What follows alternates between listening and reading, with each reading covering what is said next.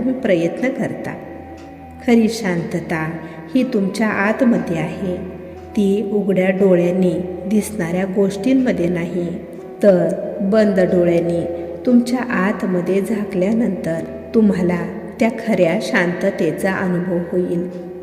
त्यामुळे बाळांनो, तुम्हाला जर तुमच्या आयुष्याला तुमच्या ध्येयाच्या दिशेने एका सरळ रेषेत जर तुम्हाला न्यायचे असेल, तुम्हाला जर तुमचे ध्येय पूर्ण करायचे असेल, तर पहिला तुमच्या मनात उठणाऱ्या या विचारांच्या गर्दीला तुम्ही शांत करा. ही विचारांची गर्दी तुमचे मन इकडे तिकडे भरकटत असते. ज्यावेळेस तुमचे मन इकडे तिकडे भरकटत राहते, तेव्हा कसे काय तुम्ही तुमच्या ध्येयाच्या दिशेने सरळ रेषेत वाटचाल करू शकणार आहात? कसे काय तुम्ही प्रयत्न करणार आहात? त्यामुळे पहिला तुमच्या या विचारांच्या गर्दीला तुम्ही हटवा. त्या विचारांच्या मागे तुम्ही धावू नका. तेव्हाच तुमचे कल्याण होणार आहे.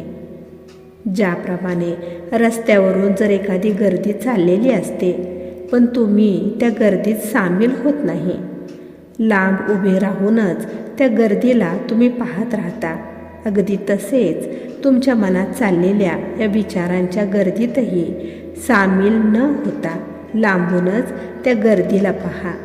तिचा कोणताच परिणाम तुमच्या स्वतःवर तुम्ही करून घेऊ नका.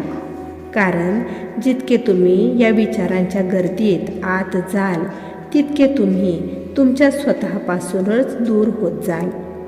आणि जितके शांतपणे तुम्ही थांबाल, तेवढे तुमच्या स्वतःकडे तुम्ही परत याल. हे लक्षात ठेवा. आणि बाळांनो, घाबरू नका. ही तुमची आई नेहमी तुमच्यासोबतच आहे. तुमच्या प्रत्येक पावलांवर तुम्हाला आम्ही योग्य तो मार्ग नक्कीच दाखवू. तू फक्त तुझ्या स्वतःवर आणि आमच्यावर पूर्ण विश्वास ठेव, तेव्हाच तुझे कल्याण होणार. बाळा, तुझ्या या आईवर जर खरंच विश्वास असेल, तर स्वामी माऊली लिहायला विसरू नकोस. बाळा, आज तुझे मन खूप तुटल्यासारखे, खूप अस्वस्थ तुला वाटत आहे.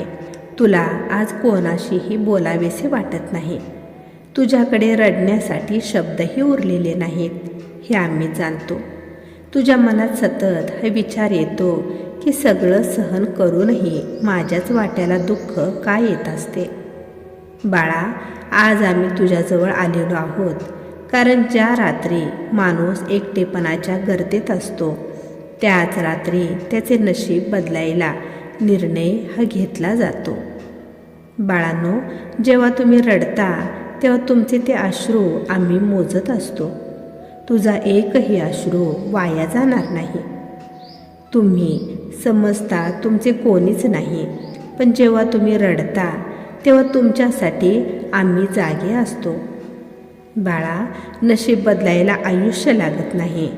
कधीकधी एक निर्णय, एक प्रार्थना, एक समर्पणाची रात्रही पुरेशी असते. ज्यावेळेस तुम्ही आम्हाला म्हणता, मला काहीही नको, फक्त मला शांती द्या, त्याच रात्री आम्ही तुमच्या आयुष्याचा भार आमच्या खांद्यावर उचलतो. जिथे अहंकार असतो, तिथे आम्ही थांबत नाही. पण जिथे मन तुटलेले असते, आशा संपलेली असते आणि डोळ्यात फक्त विश्वास उरलेला असतो, तिथे आम्ही कायम असतो. आज तुम्ही खूप तुटलेला आहात, म्हणूनच आज आम्ही तुझ्या सर्वात जवळ आलेलो आहोत. त्यामुळे बाळा, आज काहीही मागू नकोस. फक्त एक गोष्ट कर. तुझ्या मनातल्या वेदना या आमच्या चरणांवर तू ठेव आणि शांतपणे म्हण, स्वामी, मी थकलेलो आहे. आता तुम्हीच माझे सर्व काही आहात. तुम्हीच सर्व काही आता पाहून घ्या. तुझे हे शब्द जर खरे असतील, तर उद्याची सकाळ तुझी वेगळी असेल. कदाचित उद्या सगळे लगेच ठीक होणार नाही, पण हळूहळू सर्व काही ठीक होईल. तुम्ही एकटेपणातून बाहेर याल. त्याआधी बाळा, तू पहिला तुझ्या या एकटेपणातून बाहेर ये, तेव्हाच तुझे मन हे हलके होईल. जिथे मन हलके होते, तिथे नशीब बदलायला सुरुवात होत असते, हे लक्षात ठेव. आणि तू घाबरू नकोस. आम्ही नेहमी तुझ्या सोबतच आहोत. तुमच्या प्रत्येक श्वासात, तुमच्या प्रत्येक चांगल्या विचारांमध्ये आम्ही आहोत. त्यामुळे घाबरू नका. आम्ही तुमचा हात धरलेला आहे. ज्याचा हात आम्ही एकदा धरतो त्याला कधीच आम्ही एकटे सोडत नाही. काळजी करू नकोस. सर्व काही तुझे चांगलेच होणार. फक्त तू या विचारांच्या गर्दीमध्ये अडकू नकोस. तुझ्या विचारांकडे तू लक्ष देऊ नकोस. तू फक्त तुझ्या ध्येयाकडे लक्ष दे. त्यावर काम कर. या नकारात्मक विचारांमध्ये अडकशील तर मागेच राहशील, दुःखीच राहशील. तुला खूप मोठी लढाई जिंकायची आहे. त्यामुळे या विचारांच्या गर्दीत अडकू नकोस. फक्त तुझ्या ध्येयावर लक्ष दे. तुझ्या स्वतःवर आणि आमच्यावर पूर्ण विश्वास ठेव. तुझे कल्याण झाल्याशिवाय राहणार नाही. काळजी करू नकोस.